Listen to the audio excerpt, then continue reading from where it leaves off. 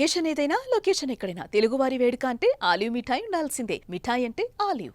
देखो 3 जने की सूचना है बाकी हजे कोई और सूचना नहीं ते ये भी बर्न इंजरीज है मोस्ट प्रॉब्ली बाकी जाके अंदर देखेंगे सर किन्ने के धमाके होए सर किन्ने के धमाके होने की बात हुई है चलो ਜਿਹੜੇ ਡਰੋਨ ਸੀਗੇ ਉਹਨਾਂ ਨੂੰ ਮੈਜੋਰਿਟੀ ਡਰੋਨਸ ਨੂੰ ਜਿਹੜੇ ਆਰਮੀ ਵੱਲੋਂ ਨਿਊਟਰਲਾਈਜ਼ ਕਰ ਲਿਆ ਬਾਕੀ ਜਿਹੜੇ ਕੁਝ ਆਹ ਜਿਵੇਂ 21 ਹੋਇਆ ਜਿਹੜਾ ਇਨਸੀਡੈਂਟ ਜਿਹੜਾ ਸਾਹਮਣੇ ਆਇਆ ਬਾਕੀ ਸਾਰੇ ਸਾਡੀ ਟੀਮਸ ਬਾਹਰ ਹੈ ਤੇ ਅਸੀਂ ਦੇਖ ਲਾਂਗੇ ਜੇ ਕੁਝ ਵੀ ਹੋਊਗਾ ਪ੍ਰਸ਼ਾਸਨ ਦੇ ਨਾਕਾਮੀ ਨਹੀਂ ਮੰਨਦੇ 4 ਤੋਂ 5 ਫਾਇਰ ਉਸ ਤੋਂ ਬਾਅਦ ਬਲੈਕ ਆਊਟ ਕੀਤਾ ਗਿਆ ਲਾਈਟਾਂ ਸਰਵੇ ਚੱਲ ਰਹੀ ਸੀ ਨਹੀਂ ਉਹ ਤਾਂ ਇਮੀਡੀਏਟਲੀ ਜਦੋਂ ਸਾਡੇ ਕੋਲ ਇਨਫੋਰਮੇਸ਼ਨ ਉਹਦੀ ਆਈ ਸੀ ਉਦੋਂ ਹੀ ਨਾਲ ਦੀ ਨਾਲ ਅਜੇ ਤੱਕ ਇਹੀ ਇੰਜਨ ਹੁੰਦਾ ਮਾਮਲਾ ਸਾਹਮਣੇ ਆਇਆ ਕੋਈ ਹੋਰ ਤਾਂ ਨਹੀਂ ਮਾਮਲਾ ਸਾਹਮਣੇ ਆਇਆ ਹੋਰ ਕੋਈ ਨਹੀਂ ਸਾਹਮਣੇ ਆਇਆ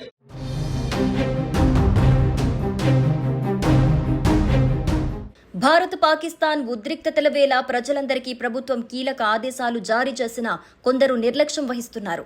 రెండో రోజు శుక్రవారం ఒకచోట సైరన్ మోగించినా కూడా ఒక ఇంట్లో విద్యుత్ దీపాలు ఇతర ఎలక్ట్రానిక్ పరికరాలను ఆఫ్ చేయలేదు.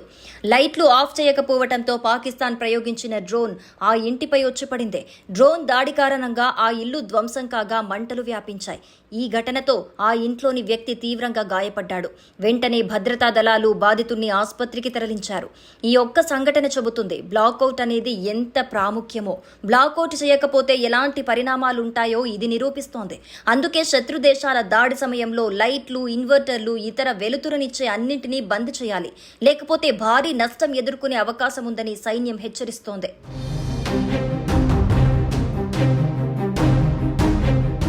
భారత్ పాక్ ఉద్రిక్తతల నేపథ్యంలో ప్రధాని మోడీ నివాసంలో కీలక భేటీ నిర్వహించారు. ప్రధాని మోడీ అధ్యక్షతన జరిగిన ఈ సమావేశానికి భారత త్రివిధ దళ ఉన్నతాధికారులు హాజరయ్యారు. Chief of defence staff general Anil Chauhan, జాతీయ భద్రతా సలహాదారు అజిత్ దోవల్ కూడా ఈ భేటీలో పాల్గొన్నారు. పాక్ చేసిన దాడులు, దానికి కౌంటర్గా భారత ప్రతిదాడులకు సంబంధించిన పరిణామాలను అధికారులు ప్రధానికి వివరించారు. ఉద్రిక్తతల వేళ త్రివిధ దళాధిపతులతో ఒకేసారి ప్రధాని భేటీ కావడంతో ఈ సమావేశానికి ప్రాధాన్యత సంతరించుకుంది. ఇక మరోవైపు టెరిటోరియల్ ఆర్మీని రంగంలోకి దించేందుకు కేంద్రం సమాయత్తమైంది.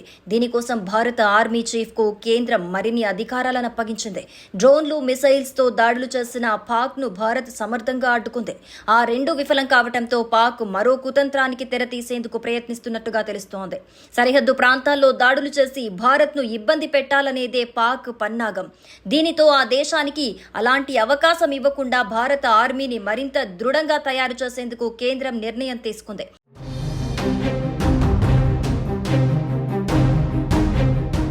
ఈ మేరకు భారత ఆర్మీ చీఫ్ కు మరిన్ని అధికారాలు అప్పగిస్తూ ఉత్తర్వులు జారీ చేసింది.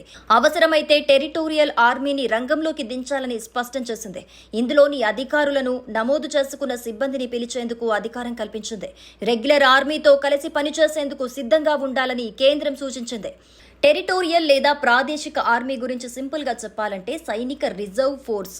దేశంలో క్లిష్ట పరిస్థితులు ఎదురైనప్పుడు భారత ఆర్మీతో కలిసి ప్రత్యర్థితో తలపడేందుకు టెరిటోరియల్ ఆర్మీ సిద్ధంగా ఉంటుంది. ఇందులోని సిబ్బంది, అధికారులకు రెగ్యులర్ ఆర్మీ తరహాలోనే శిక్షణిస్తారు. వీరంతా బయట ఉద్యోగాలు చేసుకుంటూనే వాలంటీర్ గా సైన్యంతో పనిచేస్తుంటారు.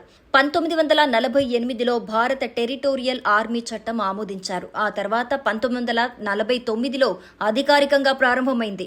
ప్రస్తుతం దాదాపు 50,000 మంది వరకు ఈ ఆర్మీలో ఉన్నట్లుగా సమాచారం.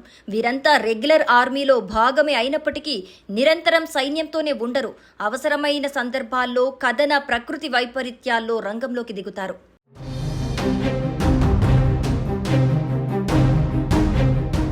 సుమన్ టీవీలో మీ పర్సనల్ అండ్ బిజినెస్ ప్రమోషన్స్ కోసం కింది నెంబర్కి కాంటాక్ట్ చేయండి.